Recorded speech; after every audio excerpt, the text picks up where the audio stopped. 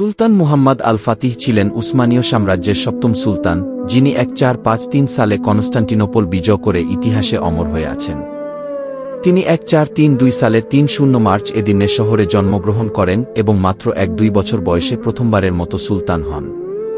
তবে তার প্রকৃত শাসন শুরু হয় 1451 সালে, যখন তিনি দ্বিতীয়বার সিংহাসনে বসেন। ফাতিহের পিতা সুলতান দ্বিতীয় মুরাদ তাকে ছোটবেলা থেকেই কঠোর প্রশিক্ষণের মাধ্যমে শাসনকার্য পরিচালনার জন্য প্রস্তুত করেন।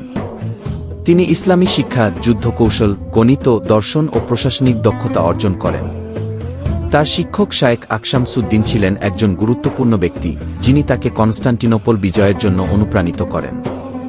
কনস্টান্টিনোপল বিজয় 1453 সালের 6 এপ্রিল ফাতিহ তার বিশাল সেনাবাহিনী নিয়ে কনস্টান্টিনোপল অবরোধ করেন। বাইজেন্টাইনদের শক্তিশালী প্রতিরক্ষা থাকা সত্ত্বেও তিনি বিশাল কামান ব্যবহার করে শহরের প্রাচীর ভেঙে ফেলেন এবং 2 মে বিজয় অর্জন করেন। এই বিজয়ের মাধ্যমে তিনি আল ফাতিহ কি বিজয়ী উপাধি লাভ করেন। শাসনকাল ও সংস্কার। ফাতিহ ছিলেন একজন দূরদর্শী শাসক। তিনি আইন ও প্রশাসনিক সংস্কার করেন, যা উসমানীয় সাম্রাজ্যকে আরও শক্তিশালী করে। শিল্প, সাহিত্য ও স্থাপত্য উন্নয়নে গুরুত্বপূর্ণ ভূমিকা রাখেন। ইস্তানবুলকে একটি সাংস্কৃতিক ও বাণিজ্যিক কেন্দ্র হিসেবে গড়ে তোলেন। তিনি 1481 সালের 3 মে রহস্যজনকভাবে মৃত্যুবরণ করেন। অনেক গবেষক মনে করেন তাকে বিষপ্রয়োগ করা হয়েছিল। তার স্মরণে ইস্তানবুলের ফাতিহ মসজিদ ও ফাতিহ সুলতান মুহাম্মদ সেতু নির্মিত হয়েছে। সুলতান মুহাম্মদ আল ফাতিহ ছিলেন এক অসাধারণ নেতা, যিনি মাত্র 2-1 বছর বয়সে কনস্টান্টিনোপল জয় করেন। তিনি 1453 সালে বাইজেন্টাইন সাম্রাজ্যের রাজধানী কনস্টান্টিনোপল অবরোধ করেন এবং দীর্ঘ প্রচেষ্টার পর শহরটি দখল করেন। এই বিজয়ের মাধ্যমে তিনি উসমানীয় সাম্রাজ্যের শক্তিশালী ভিত্তি স্থাপন করেন। তিনি শুধু একজন দক্ষ সেনাপতি ছিলেন না, বরং একজন জ্ঞানী শাসকও ছিলেন।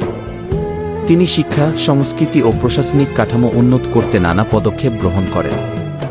তার শাসনামলে ইস্তানবুল একটি গুরুত্বপূর্ণ সাংস্কৃতিক ও বাণিজ্যিক কেন্দ্র হয়ে ওঠে।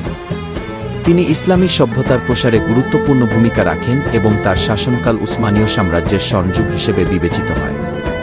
তার স্মরণে ইস্তানবুলের ফাতিহ জেলা, ফাতিহ সুলতান মুহাম্মদ সেতু ও ফাতিহ মসজিদের নামকরণ করা হয়েছে। তার সাহস, দূরদর্শিতা ও নেতৃত্বগুণ আজও ইতিহাসে স্মরণীয় হয়ে আছে। 1451 সালে পুনরায় মসনদে বসার পর সুলতান মুহাম্মদ নৌবাহিনীকে শক্তিশালী করতে শুরু করেন এবং কনস্টান্টিনোপল আক্রমণের প্রস্তুতি নেন। বসফরাসের পূর্বে এশীয় অংশে তার প্রপিতামহ প্রথম বায়েজিদ আনাদোলুহিসারি দুর্গ নির্মাণ করেছিলেন। মুহাম্মদ ইউরোপীয় অংশে রুমেলিহিসারি দুর্গ নির্মাণ করেন, ফলে প্রণালীর উপর উসমানীয়দের পূর্ণ নিয়ন্ত্রণ স্থাপিত হয়। এরপর প্রণালী অতিক্রমকারী জাহাজের উপর করারোপ করা হয়।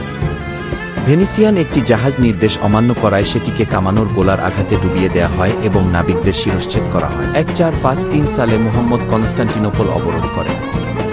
এ সময় তার বাহিনীতে সেনা সংখ্যা ছিল 8,000 থেকে 2,000 এবং জাহাজ ছিল 320টি।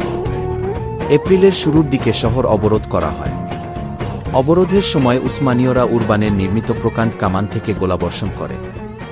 গোল্ডেন হর্নের প্রবেশপথে বিশালাকার শেকল স্থাপনের ফলে সেখানে প্রবেশের ক্ষেত্রে তুর্কিরা বাধার সম্মুখীন হয়। মুহাম্মদ তার জাহাজগুলিকে মাটির উপর দিয়ে টেনে গোল্ডেন হর্নে নিয়ে আসেন।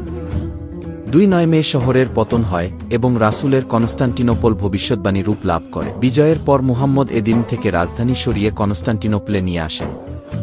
কনস্টান্টিনোপলে সুলতান দ্বিতীয় মুহাম্মদের প্রবেশ।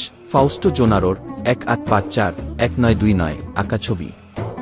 330 সাল থেকে কনস্টান্টিনোপল রোমান সাম্রাজ্যের রাজধানী ছিল এবং শহরের অধিকারী সাম্রাজ্যের শাসক হতেন। এ কারণে কনস্টান্টিনোপল জয়ের পর মুহাম্মদ রোমান সম্রাটদের মতো কাইসারি রুম বা সিজার উপাধি ধারণ করেন। 7 সমসাময়িক পণ্ডিত জর্জ অব ট্রেবিজন্ড এক্ষেত্রে সুলতানকে সমর্থন করেছিলেন। 8-9 ইস্টার্ন অর্থোডক্স চার্চ এই ঘোষণা মেনে নিলেও ক্যাথলিক চার্চ এবং পশ্চিম ইউরোপ তা মেনে নেয়নি।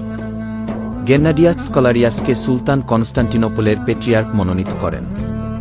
বাইজেন্টাইন সম্রাট একাদশ কনস্টান্টাইন কোনো উত্তরসূরি না রেখে মৃত্যুবরণ করেন। তার মৃত বড় ভাইয়ের পুত্ররা তার উত্তরাধিকারী হওয়ার কথা ছিল। সুলতান মুহাম্মদ তাদেরকে প্রাসাদের দায়িত্বে নিযুক্ত করেন। জ্যেষ্ঠ পুত্র হাস মুরাদকে মুহাম্মদ পছন্দ করতেন। তাকে বলকান বেলেরবে নিযুক্ত করা হয়েছিল। কনিষ্ঠ পুত্র মেসিহ পাশা একজন নৌ সেনাপতি হন এবং গেলিপলির সানজাক বে নিযুক্ত হন। তিনি পরবর্তীতে সাম্রাজ্যের উজিরে আজম নিযুক্ত হয়েছিলেন। কিছু ঐতিহাসিক সূত্র অনুযায়ী কনস্টান্টিনোপল বিজয়ের ১০০ বছর পর মুহাম্মদ ট্রয় সফর করে বলেন যে গ্রিক তথা বাইজেন্টাইনদের জয় করার মাধ্যমে তিনি ট্রোজানদের পক্ষ থেকে প্রতিশোধ